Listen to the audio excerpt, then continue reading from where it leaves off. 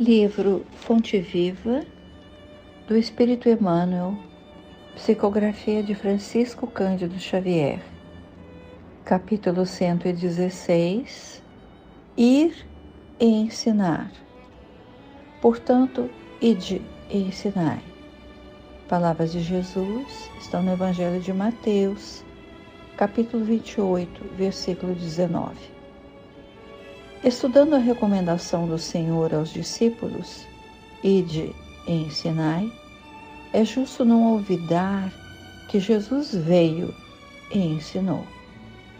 Veio da altura celestial e ensinou o caminho de elevação aos que jaziam atolados na sombra terrestre.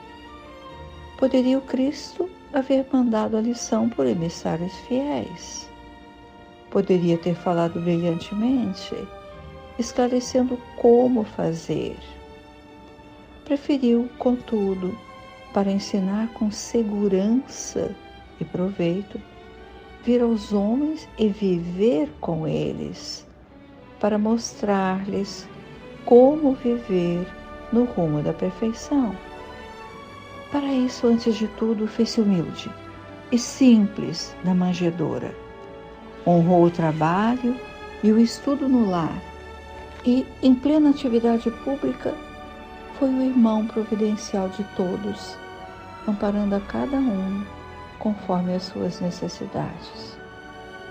Com indiscutível acerto, Jesus é chamado o Divino Mestre, não porque possuísse uma cátedra de ouro, não porque fosse o dono da melhor biblioteca do mundo, não porque simplesmente exaltasse a palavra correta e irrepreensível, não porque subisse ao trono da superioridade cultural, ditando obrigações para os ouvintes, mas sim porque alçou o próprio coração ao amor fraterno e, ensinando, converteu-se em benfeitor de quantos lhe recolhiam os sublimes ensinamentos. Falou-nos o Eterno Pai e revelou-nos com o seu sacrifício a justa maneira de buscá-lo. Se te propões, desse modo, cooperar com o Evangelho, recorda que não basta falar, aconselhar e informar. Ide e ensinai. Na palavra do Cristo, quer dizer, ide e exemplificai, para que os outros aprendam como é preciso fazer.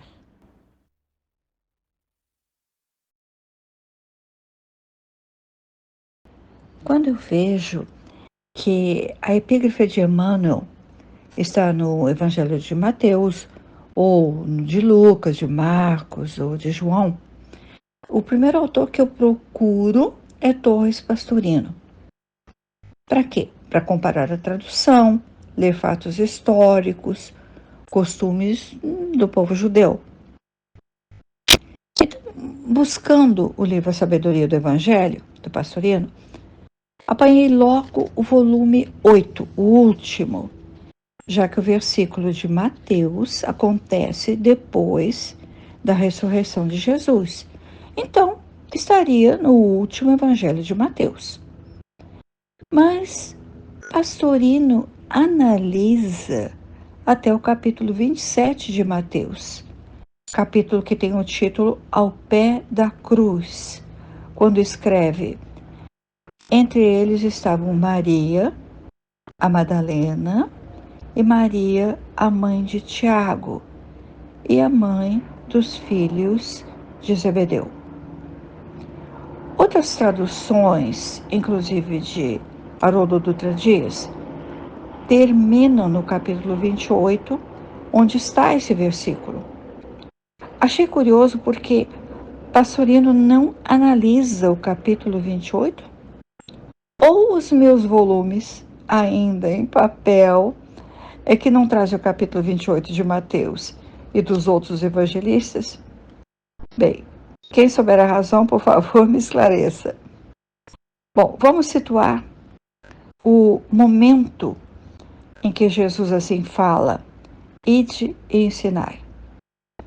Mateus relata que quando as mulheres procuravam o sepulcro, um anjo do Senhor, descendo do céu, de veste branca como a neve, disse: Ele não está aqui, pois ressuscitou, como havia dito. Elas olharam o lugar onde ele havia deitado, e o anjo continuou dizendo que elas falassem aos seus discípulos que ele ressuscitara dos mortos e que ele vai antes deles para a Galileia e que lá os discípulos vão vê-lo. Antes de continuar lendo a narrativa de Mateus, pensei, e o encontro de Jesus com as mulheres? Mateus não conta? Conta sim. As mulheres se afastaram para anunciar aos discípulos. Eis que Jesus veio ao encontro delas, dizendo: Alegrai-vos, ide e anunciai aos meus irmãos, a fim de que partam para a Galileia, e lá me verão. Quanta alegria também para os discípulos que nem sabiam que rumo que eles iriam tomar, e voltar para a Galileia, o mesmo ambiente em que eles viveram com Jesus os momentos mais importantes da sua vida, das suas vidas, para eles parecia uma solução. Sem a ressurreição de Jesus, sem o contato com eles depois da crucificação, nada teria sentido, significado para eles. Eles que, como nós ainda, nossa fé é vacilante. Então, acabariam as esperanças de divulgação do Evangelho, dos ensinamentos de Jesus? Não era necessário que os fariseus e o sinédrio ouvissem e o ouvissem? Eles, os discípulos, estavam agora fortalecidos pela certeza da continuidade da vida. Foi preciso que eles vissem o corpo de Jesus sem vida e que o vissem voltar da morte para crerem em seus ensinamentos. Jesus voltara e ficaria ainda um tempo com eles para mais uma vez orientá-los em suas missões. Jesus começara seu apostolado na Galileia. Eles ouviram lá as primeiras lições do Mestre. Os 11 discípulos partiram então para Galileia, para um monte que Jesus lhes ordenara, e ao vê-lo o reverenciaram, mas alguns duvidaram. Aproximou-se Jesus, falou-lhes: Foi dada a mim toda a autoridade no céu e sobre a terra. Portanto, ide e tornai discípulos os homens de todas as nações, mergulhando-os, quer dizer, lavando-os. Posteriormente, a Igreja confere ao termo mergulhando o sacramento do batismo. Repetindo as últimas palavras: mergulhando-os em nome do Pai, do Filho e do Espírito Santo. E, em outras palavras, ensinar a todos em nome do Pai, isto é, em nome de Deus e do Filho, em meu nome, e em nome do Espírito Santo. Entendemos dos espíritos do bem, não individualizando o espírito.